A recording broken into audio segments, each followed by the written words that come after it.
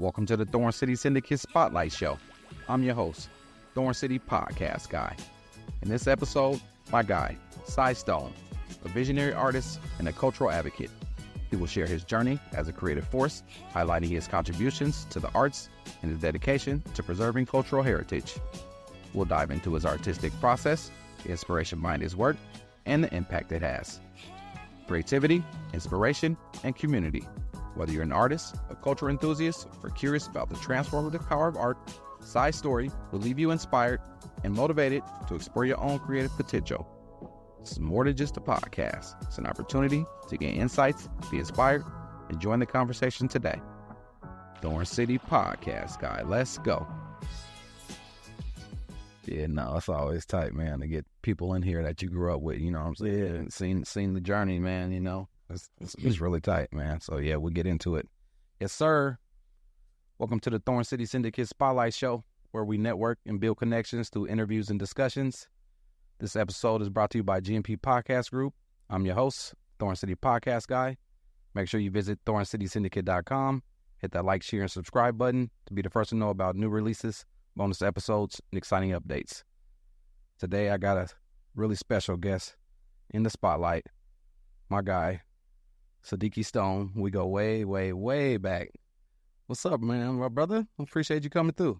I appreciate you having me, bro. Man, so, you know, today we don't explore your journey, you know, from where you been to how you got in this chair with me. And like I said, we go way back. Shit, probably like middle school, elementary school, probably. Yeah. Yeah.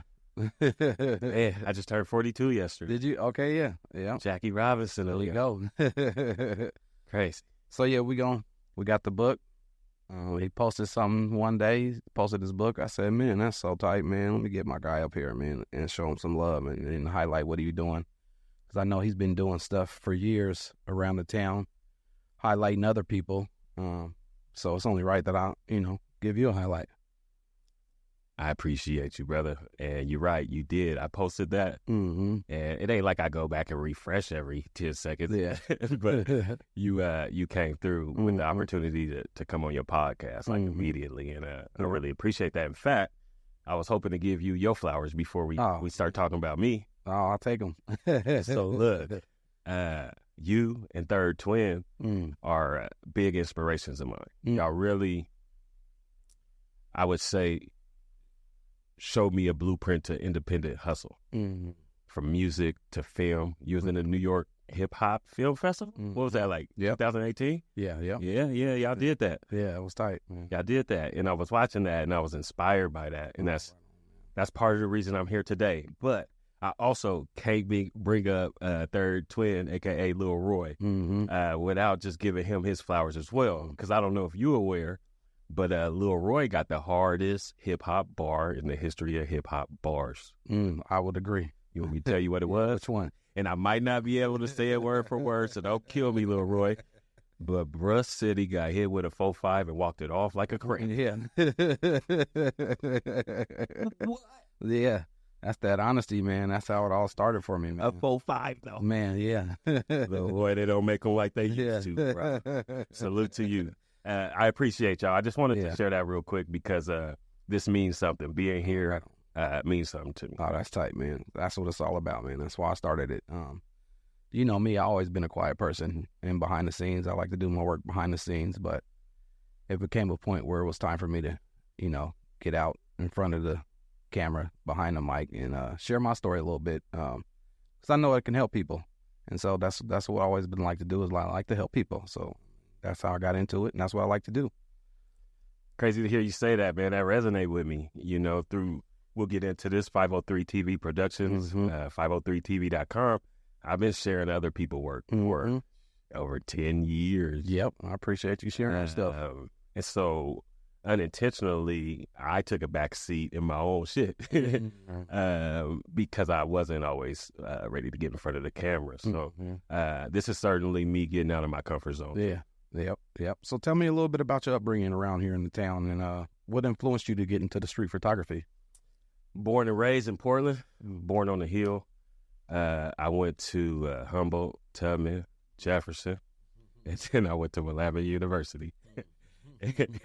And And what got me into photography, street photography, was, I've been dibbling and dabbling for a long time now. I started out mainly doing video, which is hilarious because I didn't know nothing about video. Me and my bro Crutch, shout out to Crutch J. Lee. We picked up 2 Sony Handycams, standard definition. It just started popping up places. Talk about Beatport and paparazzi. You know what? Eventually people started taking us serious, though. And so we started taking ourselves more serious, and that was a journey. And I found personally that I connect with photography more than video. I still do both, but there was something about going to a club for 4 hours to make a 2-minute video that just wasn't adding up for me, especially when I was so I'm more drawn towards photography. I think Crush, he may say the same. He's good at both. But that was kind of my journey here, is that I realized that being in the studio doing that type of photography is probably not my strongest point. I like to be out. I like to document life. And, that brought me to this book and these photos. Nice. So was there any specific neighborhoods or communities in Portland that played a significant role in your life? Absolutely. I was born and raised in that greenhouse on Kirby and Skidmore. Salute to my family, to my community.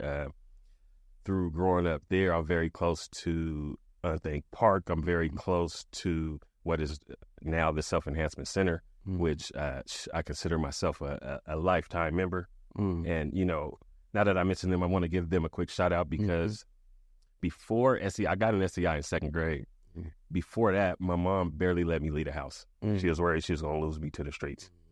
T-Hop had to pry me out her arms so that I can learn about life. So salute to them. But I would say that's my area, Northeast Portland. Nice. So how does it, any of the neighborhoods, does it inspire you to do any of the photography stuff?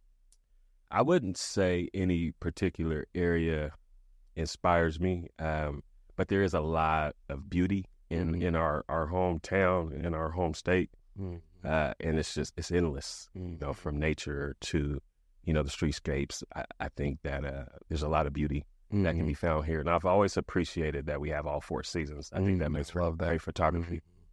Yep. So any specific themes you find yourself drawn to? I like shooting people, and I like shooting outdoors in natural lighting.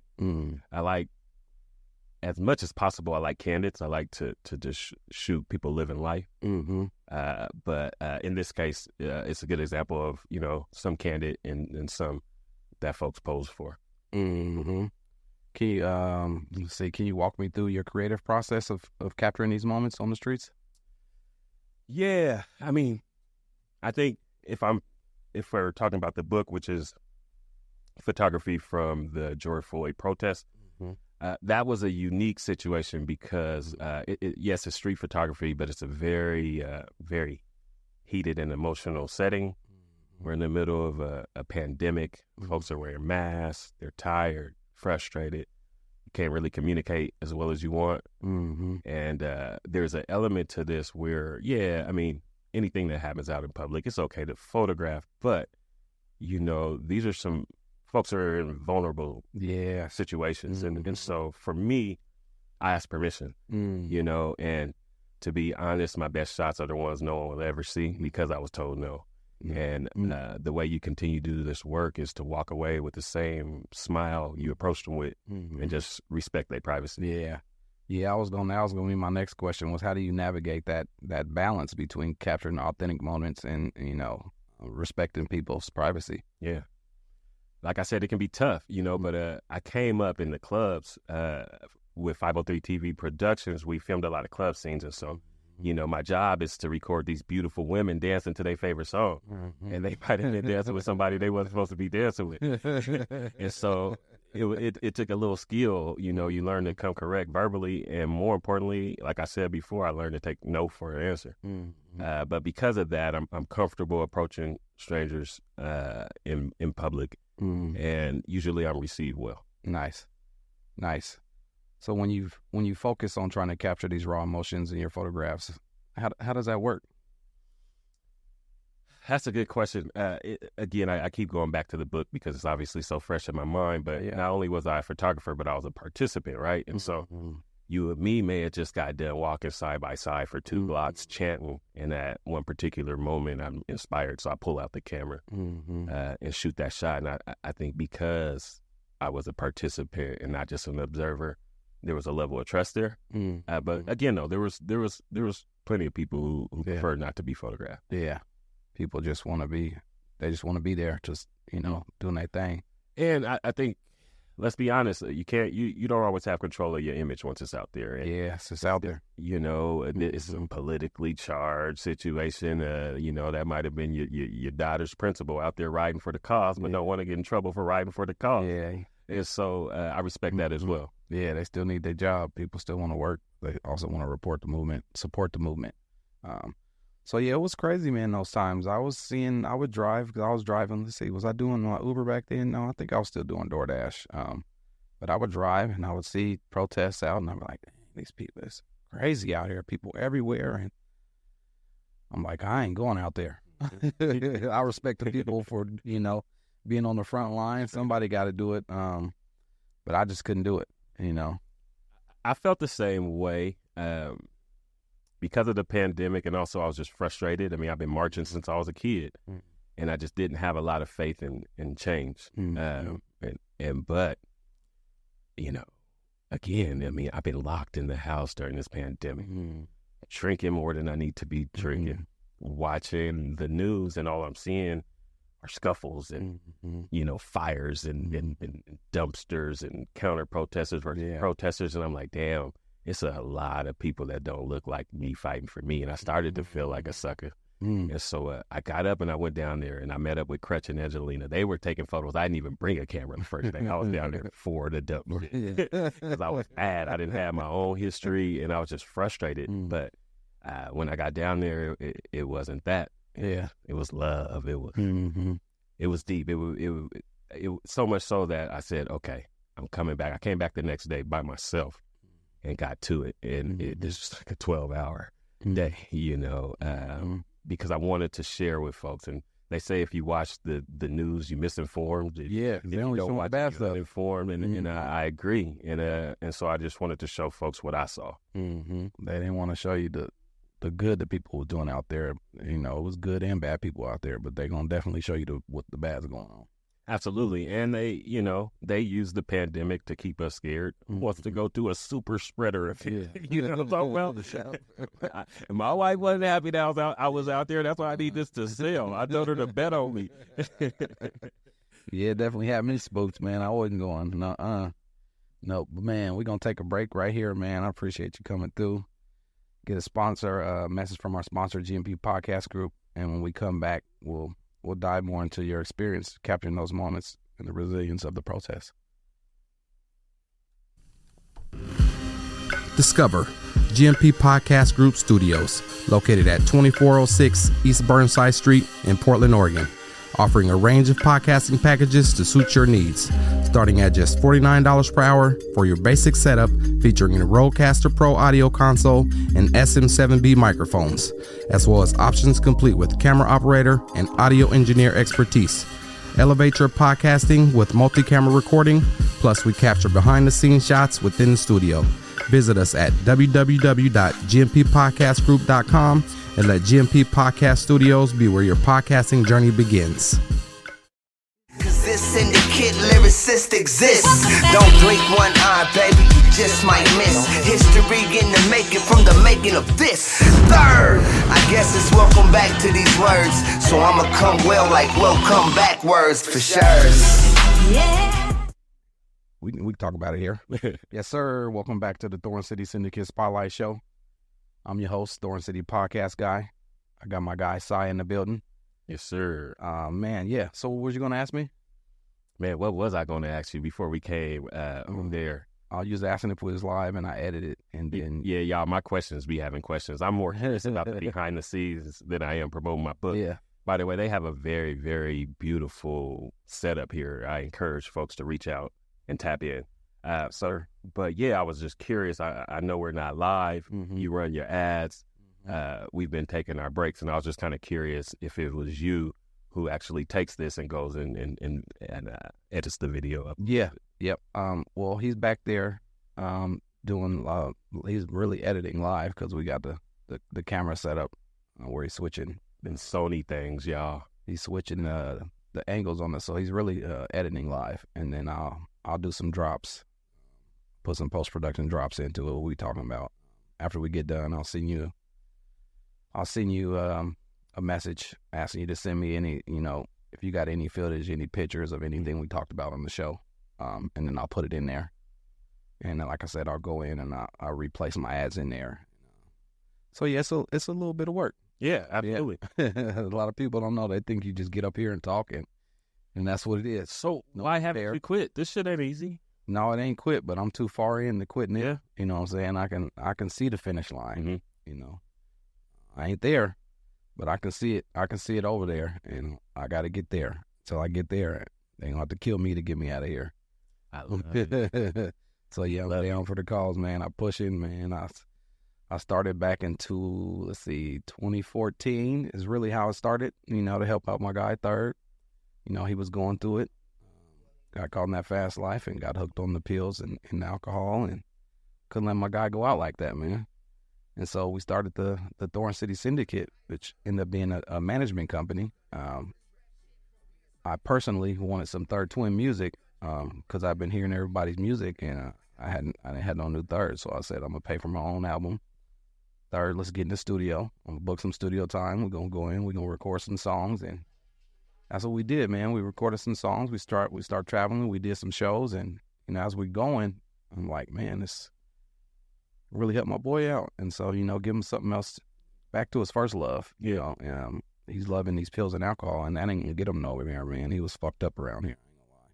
But look at him now, though. Look at him now. Let's fast forward. Yeah, look at my boy now. Mm-hmm. You know what I'm saying? Him now. Sometimes you got to go through it to get to it. Unfortunately, some of these young hyenas is only going to listen to somebody with them scars. Mm-hmm. I'm talking about he can reach them in a way that Sai Stone can't. Mm-hmm. Yep. And so I respect what he doing for POIC and what he doing for our community. Shout out to you. So yeah, he came a long way, man. We did that honesty video. So I met my business partner, Justin. Needed a video. He wrote the script. We connected with some guys who helped us put it all together. We got a budget together and really did it on a big level. Hired a big crew. Most of the crew members worked on Grimm. Oh, wow. Yeah. I'm a Grimm fan. Are you? Yeah, I'm a nerd. I'll say it on the podcast. They never picked me up as an extra, though. So, yeah, man, we did that. And then shortly after that video was when he went and got clean, man. He kind of disappeared. And he hit me up a couple months later. It was like, yeah, man, I went and got clean. And so, shout out to Third, man.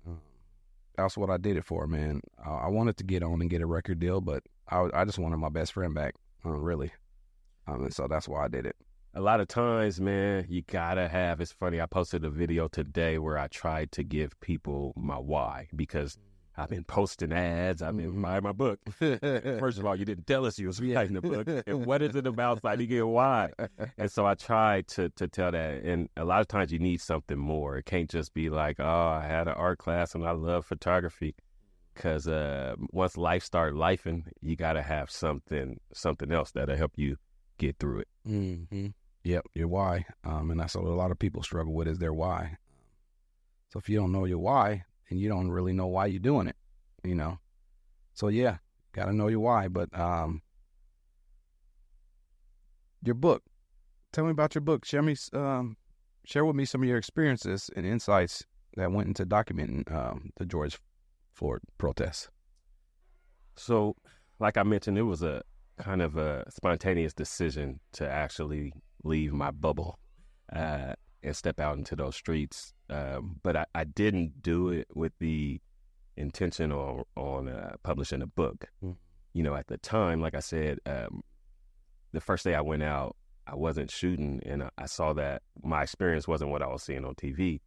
And I was like, dang, everybody else probably believe the same shit's popping off down here. And I just wanted to share it, and I did through social media. About a year later, I considered putting it together as a book. But if I'm being 100, I backed out because I was like, I'm always giving myself excuses not to do what need to be done, first and foremost. But my reason at the time was that I was afraid people would think I was exploiting the tragic loss of George Floyd and all the media behind it and just jumping on that train to sell something. And so I waited and waited. And now it's here, and I couldn't be happier and so relieved. And that lasted for about 10 minutes before I realized I'm also the person that got to hustle this and market this. But I'm here for it. I'm here for it. Yeah. So what were some of the challenges you faced while documenting the protest? And how'd you navigate them? I think the fact that I was so personally, emotionally invested kind of clouded things for me. You know what I'm saying? I don't talk about it often, but like back in 2007, I got hands and feet put on me by Portland police. Leaving the city, having a great time. I had such a great time. I didn't even leave until they turned the lights off. It was one of those nights. Like, y'all got to go.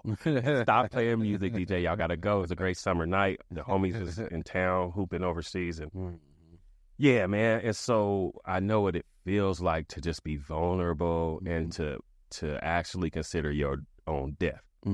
To be handcuffed on your stomach, getting mollywopped while they screaming, stop resisting. You're like, bro, if you kick me one more time, I'm going to stop existing. I ain't resisting shit. That was a tough situation for me. You know, they hit me with charges that I had to fight on my own.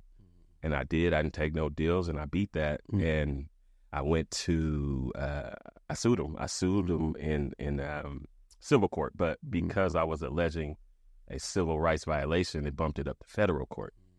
And from my experience, the biggest difference was, so the Multnomah County would have been all white, but at least they got some black neighbors. Yeah. Now we going for the state of Oregon. Yeah. Bro, even after we kicked people off the jury, I still had a cop's dad on there. That's how many people that wasn't for me. Yeah. And I knew it. And that was a tough situation, you know, and I battled depression, you know what I'm saying? It really took me off my pivot for a short time. And it took a while before I could walk around with my chest out, my chin up. And that's where I'm at today. Man, I didn't know that, brother. I'm glad you made it through, man. That's crazy.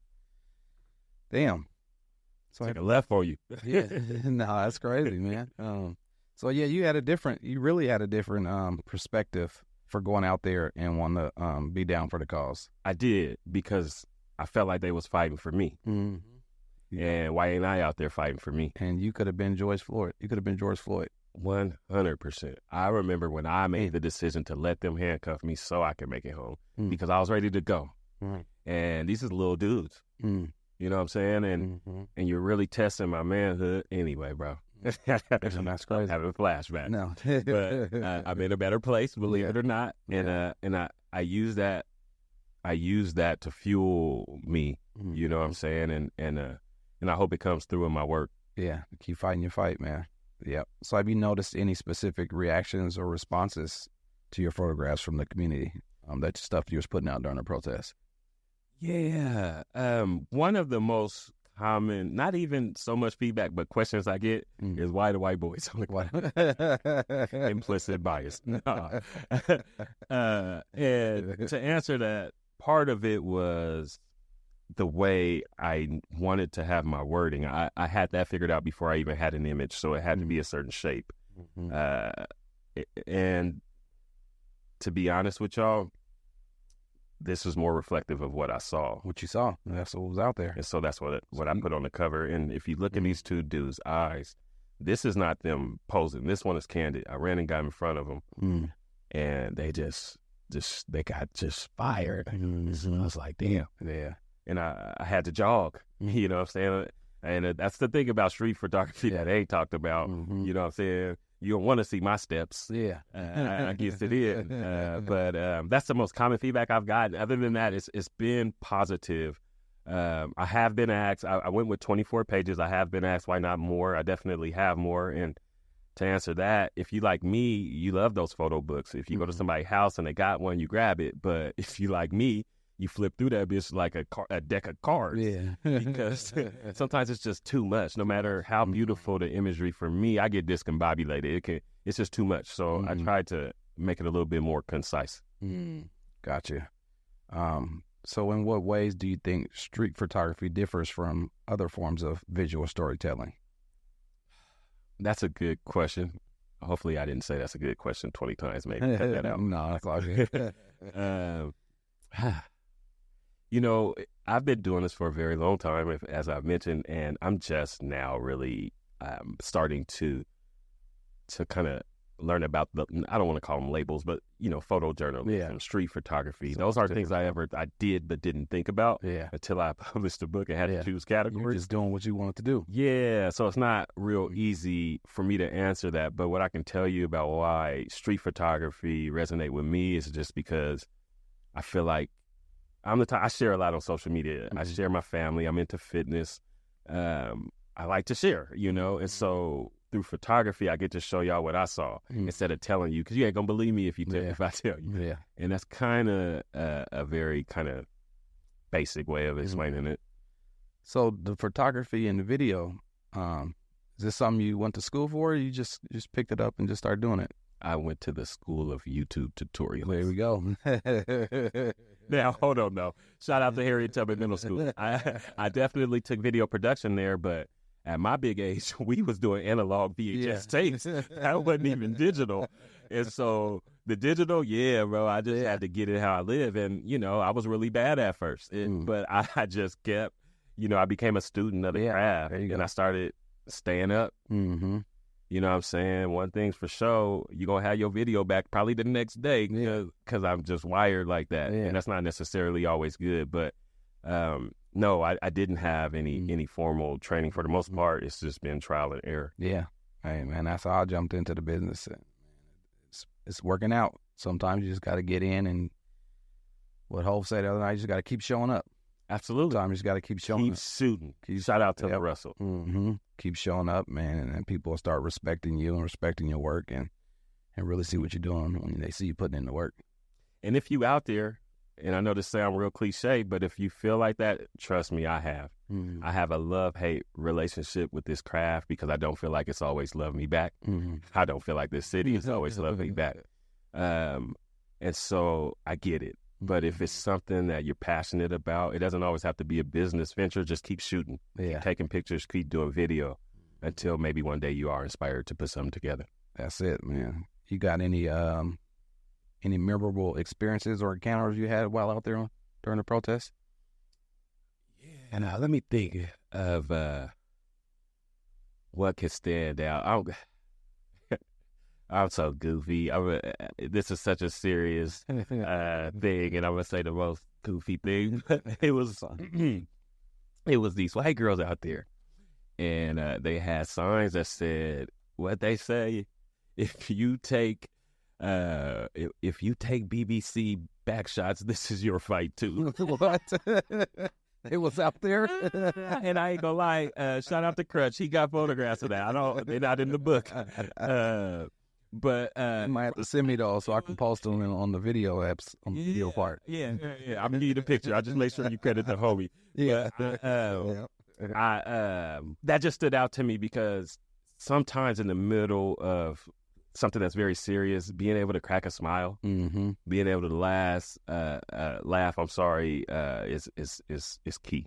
So the back shot sign is hilarious. If you out there, salute to you. Oh, that's funny.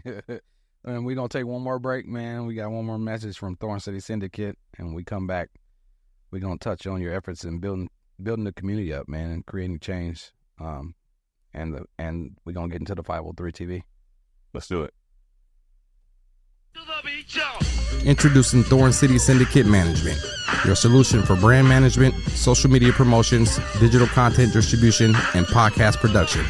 From shaping engaging content that resonates with your audience to amplifying your brand's reach through podcasting, we're your partners in driving success. We offer free strategy sessions and leverage our recording studio and personalized strategies to establish an online presence. Your brand's journey to the top starts with Thorn City Syndicate Management, where innovation meets results. Contact us now at www.thorncitysyndicate.com to embark on the future path of transforming your brand's future. lyricist exists. Don't blink one eye, baby, you just might miss. History in the making from the making of this. Third, I guess it's welcome back to these words. So I'ma come well like welcome back words for sure. Yeah, man. Welcome back, man. Thorn City Syndicate Spotlight Show. I'm your host, Thorn City Podcast Guy. Got my guy Sai in the building. That was a little clip from Third Twin called "Welcome Back." It's on the unreleased full length album. We did drop an EP, 4 songs, but I got a whole full album that I've been holding on to, and we got a documentary. I was catching footage of everything. Let me find out you got a released Third Twin. Yeah, I just saw him at a gala. Yeah. So yeah, I got a documentary. We've been working on ever since the beginning of when I first start getting them back in the studio. So it's pretty deep, man. And so I've been holding on to the album to release the album with the documentary. You know, I'm thinking about it. Me and Krebs was just talking about putting together a documentary because I've been sharing 503 TV. So my Instagram is 503 TV Sai, but on the 503 TV page, I've been sharing some old footage. So like E40 performance at the TNA, T Nutty, Mr. Fab freestyling, and it's just got me feeling nostalgic. And it's like, you know what, we really sitting on gold, low key. And so we're gonna have to put the pieces together and tell our story. Yeah, yep, you got to do that. That's the good thing about documentary. Sometimes the story is still unfolding. So as far as Third, I mean, his story is still unfolding. Getting married this summer, so that's definitely something we want to get in there. Yeah, man, we got some good stuff going on. But yeah, you mentioned the 503 TV. It's a hub for community engagement, is what I like to call it. Tell me a little bit about the 503 TV, how that all started, when it started. 503 TV started back in like 2008 by me and Crutch, Ralu, Jay Lee. Shout out to Crutch. And really, we wanted to kind of document not just like our everyday life, but our partners and everything they do. And we got friends doing sports, music, arts, all kinds of stuff. And it started during that Arctic blast back in 2008. That's our very first video on YouTube. We were stuck in the crib. And so we made a movie. And not really a movie, but it was just kind of a mashup of those days. And I'll never forget those days. So from there, we branched out. We started doing all kinds of stuff. You know what I'm saying? It was a time when we was both single. Neither one of us had kids. So we had a lot of time to dedicate to the grind, before, like I said, life start life. And so there came a point where we were doing less of the content in regards to going out and capturing events, and started to kind of create more of our own projects and try to get our creativity out to the world. And we also have a blog on 503tv.com where I share the work of others. I share local hip-hop music just because we're dope in this city, and I think there's a big misconception. And not only are we dope, there's such a diversity in the type of hip-hop. Whatever your bag is, you can find it. Yeah. So I've been doing that for a long time. It's kind of my way of paying back the community that gave me so much, because it definitely took a village to raise me. Yeah. And I wouldn't be here without that village. And so I use it as a way to get back. And it's been a gift and a curse, because the business side has been maybe lacking. Yeah. Because I'm doing it out of passion, and so Kobe year 2024. Yeah. Well, man, you always shared our stuff too, man. So we always appreciate that, man. No problem. It's kind of, sometimes it's tough to get people will like your stuff, but they won't share it for some reason. Yeah. It's a trip. Harder than you would think. Yeah. But they'll share a total stranger stuff before they share somebody they didn't grow up with, for 30 years, and catch me out. And I'm not complaining, but if I'm being honest, some of the most support I've gotten from this book has been from people I haven't shed blood and tears with. Yeah, that's crazy how it works. Yeah, it is what it is. Peace and love. Yeah. So, anything upcoming for 503 TV? You have a vision for it going forward? Yeah, I would love to release a documentary, as I mentioned. I think that's going to take some time and some effort in the time being, if I'm saying that right. I want to find more interesting ways to share my work. And one thing that I'm doing, I should mention, is that on February 24th, I'll be having a signing party at Cafe United in Old Town, owned by my brother Roderick and my brother Justin, Black owned. Come out and support, have a good time. Thank you to Mac Smith. This is going to be presented by him. He reached out the day you reached out with love and asking, how can I help? And so y'all, please come out. It's family friendly. And we just want to build it. There's no agenda. We'll have some music and just chill. Yeah, man, that's tight. Where's it located at? Cafe United is on, good question. It's on Cooch, First and Cooch. I should have the exact address, but please do Google it. But it's right in Old Town on Cooch. I'll be sure to look it up, and I'll put it up on the screen when we talking about it. Appreciate you. Because I met those brothers too, two good brothers. I went in there, and they got a nice little spot, man, in there. Good vibes. You see the secret room? I did see the secret room. That's right. I always wanted one of those up in the house. Yeah, y'all better come Cafe United. Shout out to my bros. Yeah, no, that's tight, man. Well, man, I sure appreciate you coming through, man. I appreciate seeing what you're doing out here. Like I said, it's always nice to see people you grew up with, and see their journey to where they've come from, to what they're doing, and what they're trying to do. And if I can help, I like to help, you know what I'm saying? So we locked in now. Absolutely. The show's called Thorn City Syndicate Spotlight Show. It's all about the power of networking and forming strategic alliances. And so that's why I started the show, man. And so what I'm going to do going forward and paying it forward is when you drop an interview that doesn't include me, I'm going to share that on Live 3 TV. Right on. Every time. Yes, sir. Right on, man. You got any final words of encouragement for the listeners as they embark on their own journey, and how can they connect with you? You can connect with me on 503tv.com. My socials are 503TV Sai. Man, it's going to sound cliche, but the best thing I could tell you is not to give up. There you go. There's a reason I didn't share that I was going to release this book, and it's because I was afraid of being talked out of it. Unintentionally. I'm not saying people have bad intentions, but that happens. And so I think you have to have an unshakable belief in yourself and be ready to and willing to put it all on the line if you're really serious about this. Yeah. Yep. Definitely got to stay down, man, and keep grinding. I stay down till you come up. And just keep showing up. Like Hov said the other night on the Grammy, saying keep showing up, man. And that's one thing I've done, I know, is I keep showing up. You know, 100%. Keep showing up and putting in the work, man. It'll all pay off. But yeah, I like to say I encourage my listeners to explore their passions, embrace innovation, and pursue entrepreneurship in their own unique ways. Thanks for joining us. Explore the power of networking and find inspiration by following me at Thorn City Podcast Guy for updates, exclusive behind-the-scenes content, and to join the conversation today. Stay tuned for upcoming episodes of the Thorn City Syndicate Spotlight Show as we continue to highlight individuals, businesses, brands, and podcasters. Don't forget to subscribe to the Thorn City Podcast Guy YouTube channel. Follow at Thorn City Syndicate, the management company, and at GMP Podcast Group, the production company as well. And be sure to drop by www.thorncitysyndicate.com. Schedule your free strategy session. Come down to 2406 East Burnside.